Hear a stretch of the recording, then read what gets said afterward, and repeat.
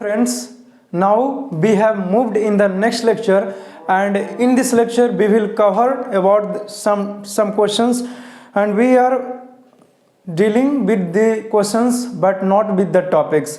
Make sure you have पहले की तरह ही make sure you have already watched the previous lecture and then you are proceeding to this lecture. समझ गया? Previous lecture में जितना भी आपको मैंने थियोरीज को बताया है, जितना भी टॉपिक्स को डील किया है, उन सारे टॉपिक्स को आप रिवाइज कीजिए। समझ गए ना? अगर आप रिवाइज किए हैं तो आज इस लेक्चर में सिर्फ और सिर्फ क्वेश्चंस करूंगा। कुछ टाइम रहा तो मल्टीप्लाई चॉइस क्वेश्चंस को भी मैं आपको बताऊंगा। समझ गए? तो ये जो भी क्वेश्चंस मैं करने जा रहा हूं, अगर आप इसे अच्छे से ध्यान दीजिएगा तो आप ये पाएंगे कि सर ने जो भी क्वेश्चंस हमसे सिखा रहे हैं वो तो ऑलरेडी थ्योरी से मिलता जुलता ही है, यानी कि मुझे आता है। आपको ऐसा महसूस बिल्कुल नहीं होगा कि ये पढ़ाए नहीं है और ये क्वेश्चंस हमसे सर करवा रहे हैं, हमें आता ही नहीं है। ऐसा बिल्कुल नहीं होने जा रहा है। क्यों? क्योंकि जो भी पढ़ाया है उसी के अंतर्गत ही सारा क्वेश्चंस को सोल्यूशन करूंगा। इसीलिए मैं आपको कहता हूं कि जब आप थ्योरी अच्छे से पढ़े हैं तो आपसे क्वेश्चंस भी गारंटी है ही है कि बनेगा, बशर्ते कि आप उस क्वेश्चन को समझ रहे हैं कि क्वेश्चंस हमसे पूछ के आ रहे हैं। ठीक है ना? इतना प्रॉब्लम है किसी को नहीं ना? चलिए अब क्वेश्चंस देखा जाए कि क्वेश्चंस क्या है। Got it? तो let us see question number 1। Very short answer type questions को सोल्व करेंगे। प्रीवियस लेक्चर में हमने देखा था कुछ कॉन्सेप्चुअल क्वेश्चंस को, यानी कि just like a short long वगैरह सब मिक्सिंग क्वेश्चंस था। That is the conceptual questions that comes from the concepts what I have told you, what I have taught you, है ना? बट अब कुछ वेरी शॉर्ट आंसर क्वेश्चंस देखते हैं जो ये भी आपका थ्योरी से ही रिलेटेड है, और इसके साथ ही साथ मैं आपसे मल्टीप्लाई चॉइस क्वेश्चंस की जानकारी दूंगा और बताऊंगा कि कौन सा क्वेश्चंस कितना इंपॉर्टेंट है और क्या आता है नहीं आता है। क्लियर है? सारा कुछ पहले ही सब कुछ बता देते हैं ताकि आसान रहे आपके लिए जानना समझना। ठीक है ना? चलिए क्वेश्चन नंबर 1 है व्हाट इज फिजिक्स। ये फिजिक्स क्या है इसका डिफिनीशन बताइए। कोई भी पूछ सकता है, लेकिन खास बात तो ये है कि जब आप 7th में पढ़ते थे तो कोई भी टीचर बताता था कि फिजिक्स जो है वो ये होता है। 10th में गए तो फिजिक्स का डिफिनीशन कुछ और बदल गया, लेकिन अब 11th में आ गए हो तो फिजिक्स का डिफिनीशन कुछ और तरीके से बदल गया। तो बदलना ये अच्छी बात है, खराब बात नहीं है। तो बदल चुका, देखते हैं क्या बदला है कि physics is a branch of science. यह ब्रांच है, किसका ब्रांच है जी? तो साइंस का ब्रांच है। The most important question and the VVI question, ये आपसे कोई ही पूछ सकता है। कोई भी टीचर या फिर कोई भी आपसे छोटे स्टूडेंट है जो जूनियर है वो पूछ सकता है कि अच्छा भैया बताइए, आप तो 11th में पढ़ गए, बताइए कि फिजिक्स क्या होता है। कहेंगे कि इसे फिजिक्स, तो आपको बताना होगा। उससे कहिएगा कि it is a branch of science. यह एक साइंस का ब्रांच है, यानी कि साइंस का पार्ट है या फिर साइंस का भाग है। ठीक है? Which deals with the study of, जो डील करता है यानी कि कमांड करता है, यानी कि इंटरप्रेट करता है, एनालिसिस करता है। किसके साथ? तो विद द स्टडी ऑफ, किसके पढ़ाई के साथ, यानी कि किस चीज के बारे में? तो नेचर एंड नेचुरल फिनोमेना के बारे में।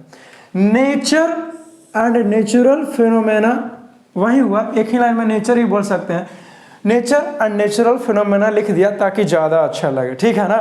तो जो नेचर या फिर नेचर से रिलेटेड किसी भी घटनाएं, ये कहने का मतलब हुआ नेचर एंड नेचुरल फिनोमेना का मतलब हुआ कि जो हमारा प्रकृति है इससे रिलेटेड कोई चीज हो, या फिर जो हमारा प्रकृति में घटना घट रहा है इससे भी रिलेटेड कोई चीज हो, तो इन सारी चीजों के बारे में जानकारी देगा और सारी चीजों पर कब्जा करेगा। कहने का सेंस ये हुआ कि बताएगा कैसे हुआ, क्यों हुआ, कब हुआ, क्यों नहीं हुआ।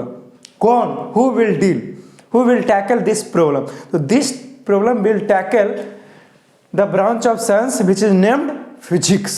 Got it? आप हमेशा के लिए इसे याद रखिएगा कि फिजिक्स होता क्या है। समझ गया ना? आई होप कि आपने सीखा होगा कि फिजिक्स क्या होता है। इसका डेफिनेशन कोई पूछेगा बोल देना। सिंपल सी बात है कि नेचर में जो कुछ भी घट रहा है इसके बारे में बतलाता और इसके बारे में पढ़ाई करते हैं, वो है फिजिक्स। वैसे भी शुरुआत में ही बताया था कि फिजिक्स क्या है, जस्ट लाइक ए गेम है। जैसे प्रकृति में बहुत सारी घटनाएं घट रहा है। Have you got it? किसी को कोई समस्या है इसमें? नहीं ना?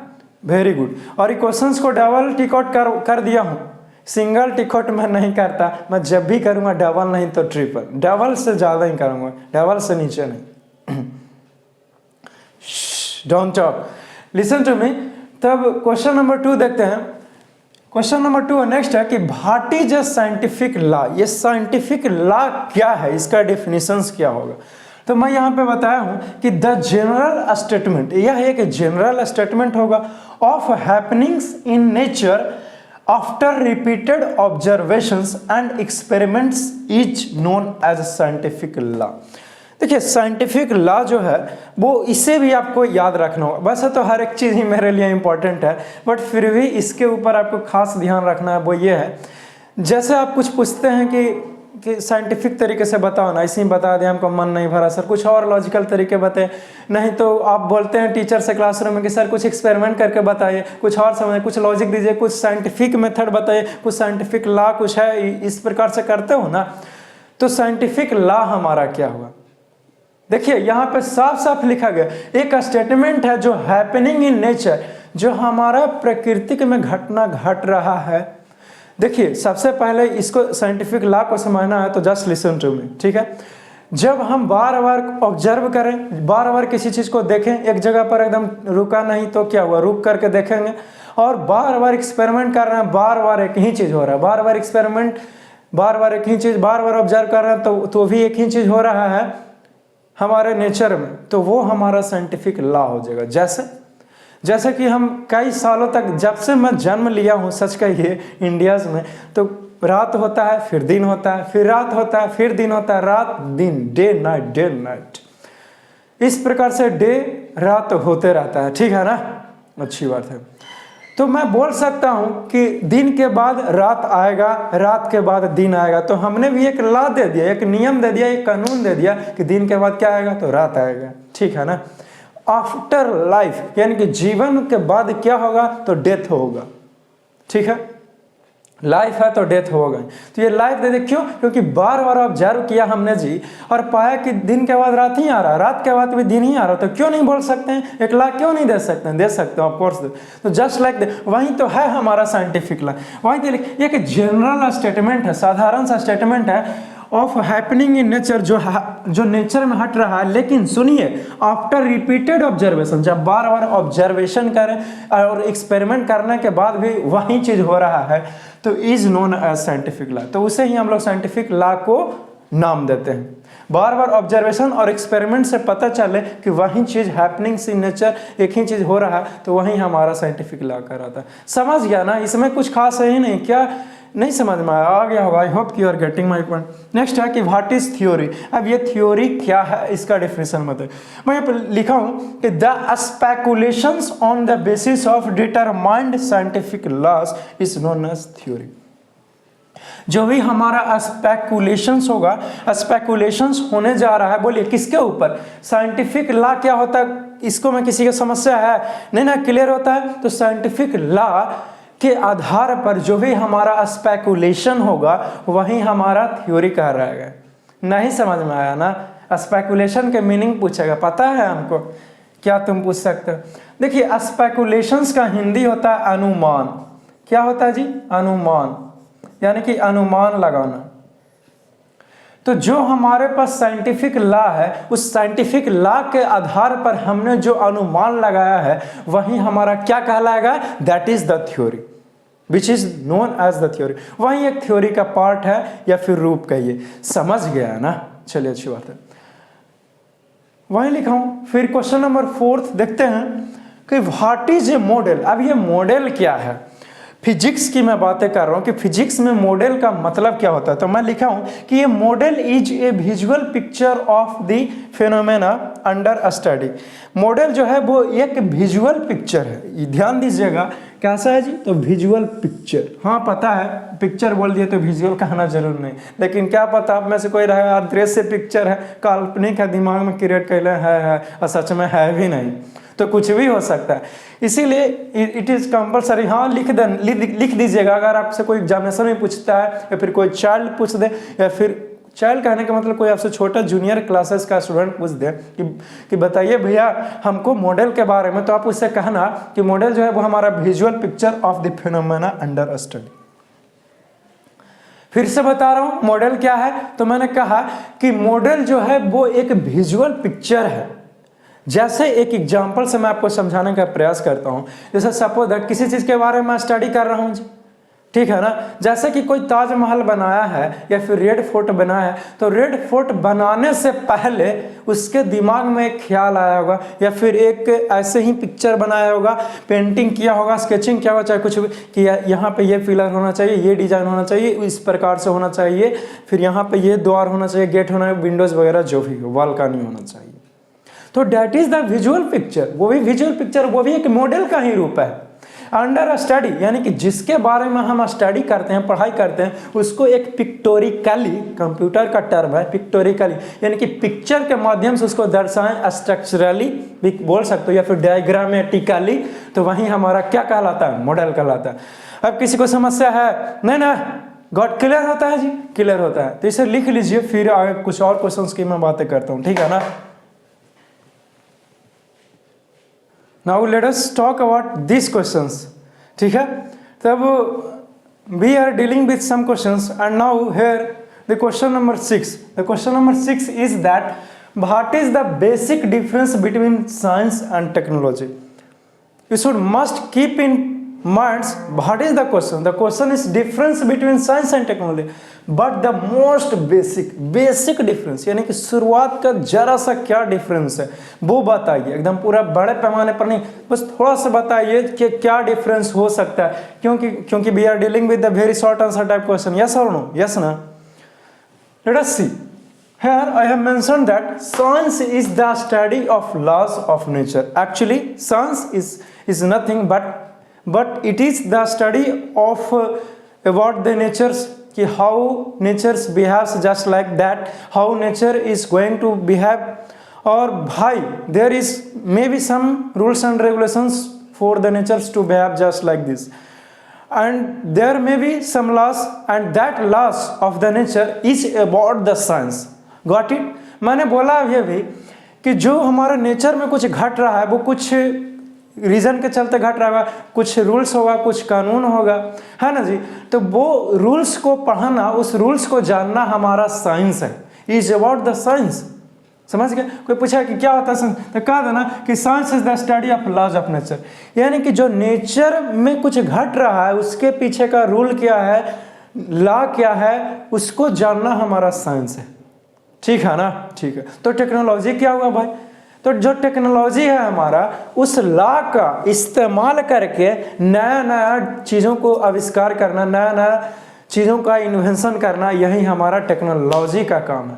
समझ गया ना, अच्छी बात है। Any how late us see what I have mentioned here, whereas technology is the application of these laws for the general well-being of humans या फिर ह्यूमन रेस, ठीक है। मैंने लिखा है कि जो टेक्नोलॉजी है वो एप्लीकेशन ऑफ दिस लॉज, ये जो लॉ हमारा हुआ साइंस के द्वारा जो लॉ दिया गया है, उस लॉ का इस्तेमाल करेंगे, उपयोग करेंगे, और उसको उपयोग करके हम लोग क्या करते हैं, किसी चीज़ का डिस्कवरी करेंगे। बोला ना अभी कुछ, जैसे कि लॉ का इस्तेमाल करके हमने इलेक्ट्रिक बल्ब का निर्माण किया, हमने फैन चलाया, हमने आज मोटर घूमता है तो उससे बहुत सारे तरह तरह की चीज़ों का काम होता है हम लोगों को। जैसे हम लोग हवा खाते हैं, क्यों, अरे फैन चलाते हो ना तो उससे हवा मिलता है, एयर मिलता है। हम लोग आज एसी कहिए, रेफ्रिजरेटर कहिए, चाहे फ्रिज कहिए, फिजिक्स का रूल्स लॉज पे ही तो बेस्ट है। क्या Fleming's right hand rule, left hand rule आपने 10th में पढ़ा होगा ना, जिसके ऊपर मोटर और जनरेटर ये सब काम करता है जी। तब वो हुआ रूल्स जो फ्लेमिंग्स ने दिया, और टेक्नोलॉजी हुआ कि उस रूल्स का फ्लेमिंग्स लेफ्ट हैंड रूल और राइट हैंड रूल का इस्तेमाल करते हुए, ध्यान में रखते हुए मोटर और जनरेटर का इन्वेंशन हुआ, जिससे हम लोग क्या करते हैं, लाइट नहीं भी रहे तो भी जनरेटर ऑन करके हम लोग लाइट सोर्स को प्राप्त कर लेते हैं, ठीक है ना, अच्छी बात है। तो we get electricity in order to produce sources of light to blink और टू, जिसको जलाने के लिए बल्ब वगैरह इस सबको। Got it. आई होप कि आपने समझा होगा कि हमारा साइंस क्या है और टेक्नोलॉजी क्या। हाँ सर समझ गया, आगे बढ़िए। ठीक है, आगे बढ़ता हूँ। अब next question number 6, What are the 5 main branches of physics? Here question is that there are more different branches of physics. You should must mention only 5 branches of physics. Here what I have mentioned that classical mechanics, the first branch of physics is classical mechanics. You will study thermodynamics, second one, and the third one is the electromagnetism. You will also got the knowledge about this electromagnetism. Fourth one, the theory of relativity. Fifth one the quantum mechanics. इन सारी चीज़ों का जानकारी आपको inter में ही पढ़ना, बहुत सारी चीज़ों का जानकारी तो आपको 11th में ही मिल जाएगा, ठीक है ना. और कुछ सारी चीज़ों को कुछ चीज़ों को डील करेंगे जो और 12th में रहेगा, वहाँ पे और अच्छे तरीके से आपको सिखाया जाएगा, ठीक है. जैसे क्वांटम फिजिक्स हो गया, चाहे जो भी हो. अब आई होप कि आपने ये सीखा. कोई आप याद रखिएगा इसको, ये क्वेश्चंस इंपॉर्टेंट है. कोई पूछेगा कि फिजिक्स पढ़ते हो उसका कुछ ब्रांच बताओ, फिजिक्स का क्या है, तो सोचेगा कि साइंस का ब्रांच होता है फिजिक्स, केमिस्ट्री, बायोलॉजी. अब फिजिक्स का ब्रांच क्या होगा? तो इस प्रकार से सोचना नहीं है बेहुदा की तरह. आपको मैंने लिखा दिया, इसको आपको हमेशा के लिए ध्यान में रखना है. इस क्वेश्चंस को कुछ क्वेश्चंस जो है वो बहुत अच्छे होते हैं फिजिक्स का, उसको हमेशा के लिए याद रहे तो बेहतर रहेगा आपके लिए, ठीक है ना. परीक्षा में आए चाहे नहीं, क्योंकि मकसद थोड़ी है कि एग्जाम को क्रैक करना, बाकी भी आर गेटिंग नॉलेज, है ना. यहाँ तो मैं आपको कंपटीशन से भी कुछ और ज़्यादा सारी चीज़ों का स्टडी मटेरियल वगैरह सब प्रोवाइड कर रहा हूँ, ताकि आपको नोट्स वगैरह भी बने और आपको जानकारी रहे. Aim is to give the knowledge. आपको जानकारी होना चाहिए, ठीक है ना. अच्छी बात है. तो ये क्वेश्चन आई होप कि आपने सीखा होगा, समझ गए. Next question number 7 is that what is a scientific method. ये साइंटिफिक लॉ आपको बताया है हमने, थ्योरी बताया, मॉडल बताया. अब साइंटिफिक मेथड क्या है, इसके बारे में चर्चा करते हैं, ठीक है. तो let us see. To understand any natural process, कोई भी नेचुरल प्रकृति में घटना घट रहा, प्रक्रिया चल रहा है, नेचुरल प्रोसेस जो हम लोग नहीं कर रहे हैं, गॉड के द्वारा किया जा रहा है, तो इसको समझने के लिए क्या करते हैं, एक कॉम्बिनेशन करते हैं. भाई एक कॉम्बिनेशन ऑफ, कुछ कॉम्बिनेशन लेते हैं किस चीज का जी, तो of logical reasoning and controlled experimentation is called scientific method. देखिए इस क्वेश्चंस को भी आप क्या कीजिए, याद रखिए हमेशा के लिए, ठीक है ना. अच्छी बात है. वैसे तो ये सारा क्वेश्चंस ही इंपॉर्टेंट है आपके लिए, समझ गया ना. जी हाँ, इसीलिए बी केयरफुल.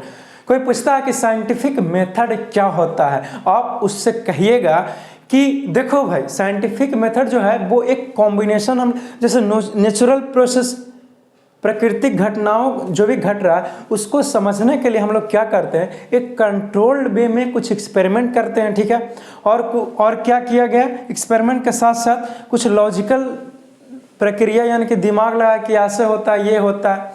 इन सारी चीज़ों को जब जानकारी लेते हैं किसी चीज़ के लिए, समझने के लिए, तो वो हमारा साइंटिफिक मेथड कहलाता है, जो साइंटिस्ट लोग ज़्यादातर इस्तेमाल करते हैं इस साइंटिफिक मेथड का. जब भी कुछ डिस्कवरीज करना हो, इन्वेंशन करना हो, तो साइंटिफिक मेथड वहाँ पे जरूर अप्लाई करते हैं. So be careful. Scientific method clear होना चाहिए. क्लियर है? समस्या है नहीं ना?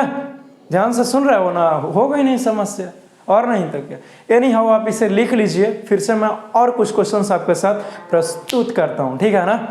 चलिए इसे लिख लिए, मिटा दें. Now let us talk about this questions. अब इस क्वेश्चंस को भी जानते हैं. देखिए वेरी इंटरेस्टिंग क्वेश्चंस, ठीक है.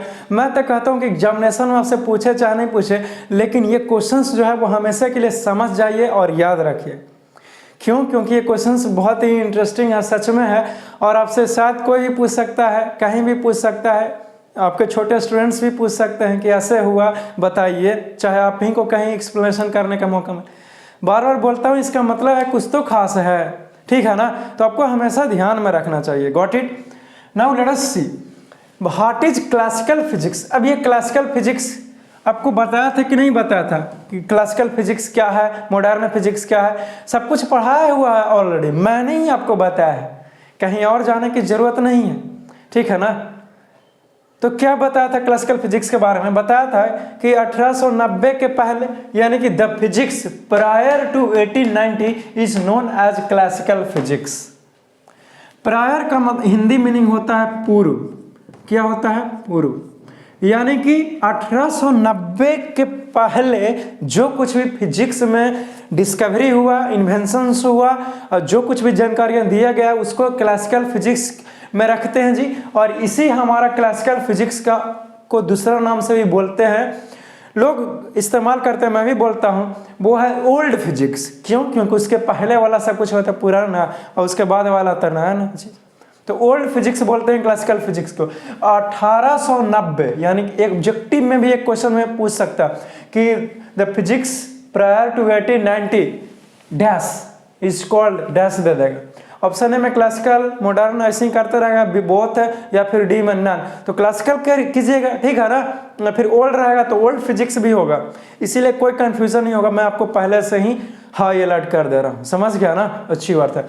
अब ना आई होप कि आपको पता चला हुआ कि क्या हुआ। हाँ, हर एक चीज ए टू जेड जितना भी 1890 से पहले की जो भी खोज हुआ, चाहे फिजिक्स की मैं बातें कर रहा हूँ सिर्फ और सिर्फ, साइंस की पर्टिकुलर साइंस की मैं बातें नहीं कर रहा, मैं केवल और केवल फिजिक्स की बातें कर रहा हूँ कि फिजिक्स में जितना भी कुछ भी जानकारी दिया गया 1890 के पहले, पूर्व मतलब पहले, बिफोर भी लिखाए हैं जो थ्योरी में हमको पढ़ा रहे थे ब्रांचेस ऑफ फिजिक्स में, तब डिवीजन ऑफ फिजिक्स में, तब ठीक है ना। तो वो हमारा क्लासिकल फिजिक्स होता है। आई होप कि आप सीख गए होंगे कि क्लासिकल फिजिक्स क्या होता है। किसी को प्रॉब्लम, कोई दिक्कत, कोई समस्या है तो अभी बोलेगा, नहीं होगा, ठीक है, अच्छी बात, very good, very nice. Now let us talk about the next question, question number 9।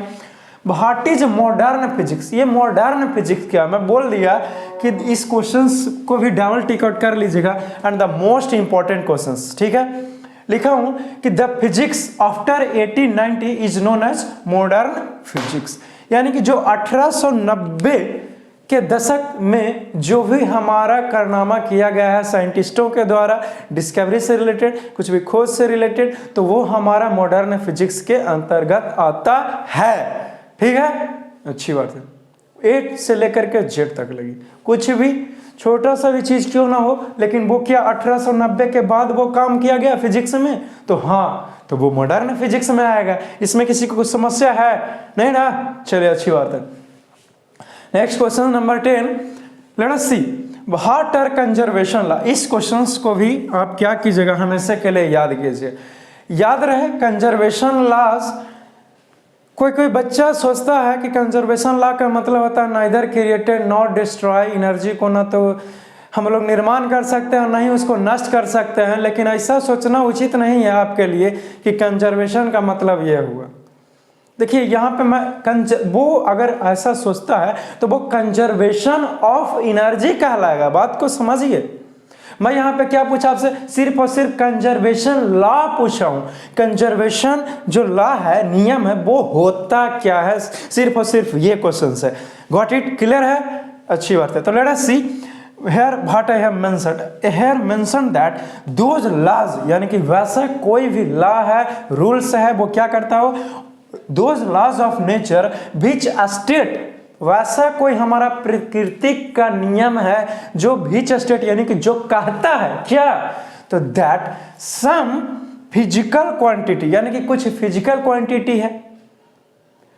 Physical quantity बहुत सारे हैं, जैसे कि फोर्स हो गया, एनर्जी हो गया, इलेक्ट्रिक चार्ज हो गया, ये सारा के सारा क्या है, फिजिकल क्वांटिटी ही तो है ना जी। टेम्परेचर कहिए, चाहे कुछ भी कहिए, तो physical quantity is the same before and after an event और इंटरैक्शन और called conservation laws.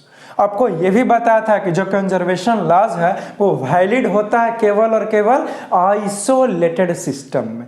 Isolated system के लिए मान्य है कौन, तो ये हमारा कंजर्वेशन लॉ आइसोलेटेड सिस्टम के बताया था। आइसोलेटेड सिस्टम क्या नहीं अगर जानते हैं तो पिछले क्लासेस में ही, तो पिछले लेक्चर में ही तो आपको पढ़ाया था, भूल कैसे गया? अटेंड किए हो ना पिछला क्लासेस, तब नहीं तो नोट्स बनाएंगे तो देखिए ना, उसमें मैं लिखाया हूँ कि आइसोलेटेड सिस्टम क्या है, ना तो एनर्जी अंदर आना चाहिए, ना बाहर जाना, ना तो बाहर से, ऐसे कुछ बताया। Anyhow, I am discussing about the conservation laws.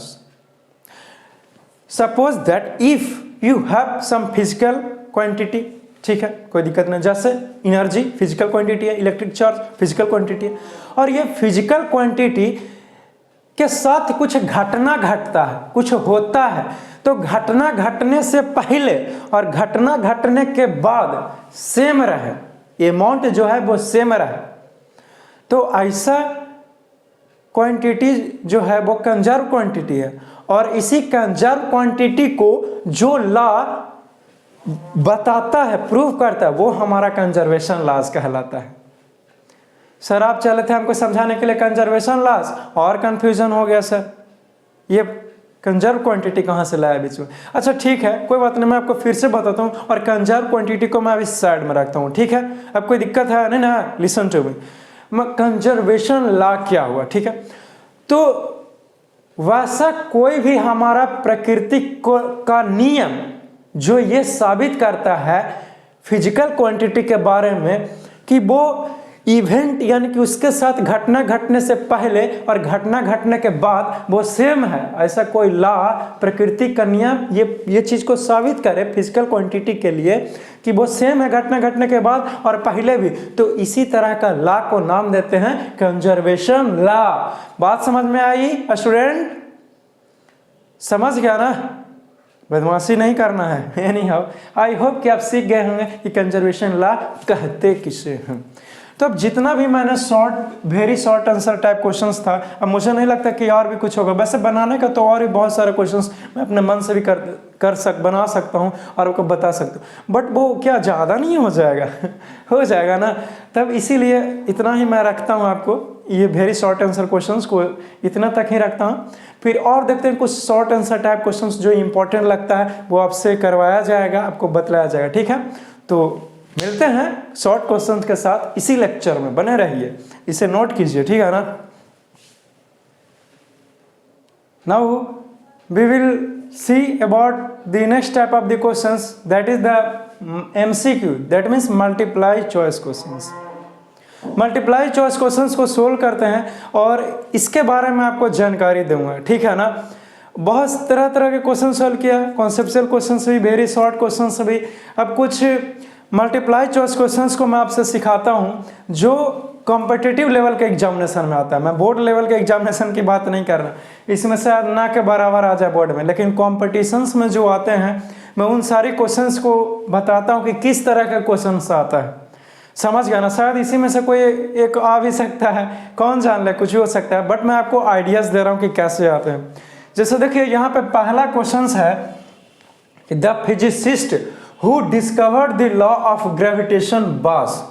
वैसा कौन फिजिसिस्ट है जो लॉ ऑफ ग्रेविटेशन को क्या किया है, डिस्कवर किया। तो ग्रेविटेशन, लॉ ऑफ ग्रेविटेशन को किसने डिस्कवर किया है?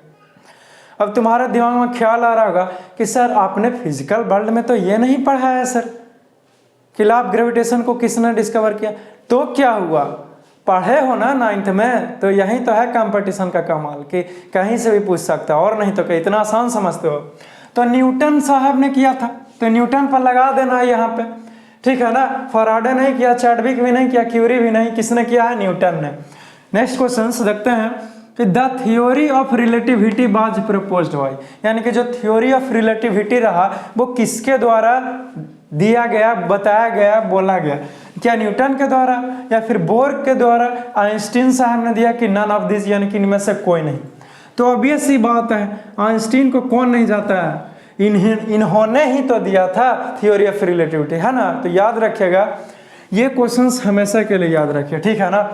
Of all the sciences the most basic science is, जितने भी तरह का साइंस है, यानी कि फिजिक्स, केमिस्ट्री, बायोलॉजी, चाहे मैथमेटिक्स को शामिल कर लो, बट इसको साइड रखते हैं। फिजिक्स को ही सबसे बेसिक साइंस क्यों कहा गया? किसको कहा गया है फिजिक्स के? तो आंसर ही बोल दे। क्या केमिस्ट्री को कहा गया या बायोलॉजी को या फिर फिजिक्स को कि इनमें से कोई नहीं, नन ऑफ दिस? तो ऑब्वियस सी बात, फिजिक्स को कहा गया है। तो इस क्वेश्चंस को भी क्या कीजिएगा, ध्यान में रखिएगा, VVI क्वेश्चन है, ठीक है ना। नेक्स्ट क्वेश्चन कि which of the following activities involve the expression. देखिए जो क्वेश्चन नंबर 4 है वो कुछ क्वेश्चंस जो है वो कॉन्सेप्ट से थोड़ा सा अलग है, इसको मैं आपको दिमाग लगाना पड़ेगा, आपको बुद्धि लगाइए और इसे सोल्व कीजिए, ठीक है। तो लेट अस सी मैं यहाँ पे बता रहा हूँ कि which of the following activities, ऐसा कौन सा एक्टिविटीज है involve the expression of passion, expression of passion यहाँ पे 2 बार लिखा गया, नहीं कोई बात नहीं, आप एक ही बार लिखिए। Involve the expression of passion, जो पैशन को बताए, टैलेंट को निखार लाए और इंटेलिजेंस को भी दर्शाए। ऐसा कौन सा एक्टिविटीज़ करेंगे जिससे पैशन भी निखर सकता है, टैलेंट भी झलके और इंटेलिजेंस को क्या ही कहना। क्या लिटरेचर पढ़ के या फिर साइंस पढ़ के, कि म्यूजिक सीख करके या फिर सुन करके, तो कुछ भी हो सकता है तीनों में से। ये भी लिटरेचर पढ़ेंगे तो भी पैशन, टैलेंट, इंटेलिजेंस को दर्शा सकता है, साइंस भी, म्यूजिक भी, तो ऑल द एबव होगा। क्या होगा? शांत रहो, ऑल द एबव होगा, ठीक है ना।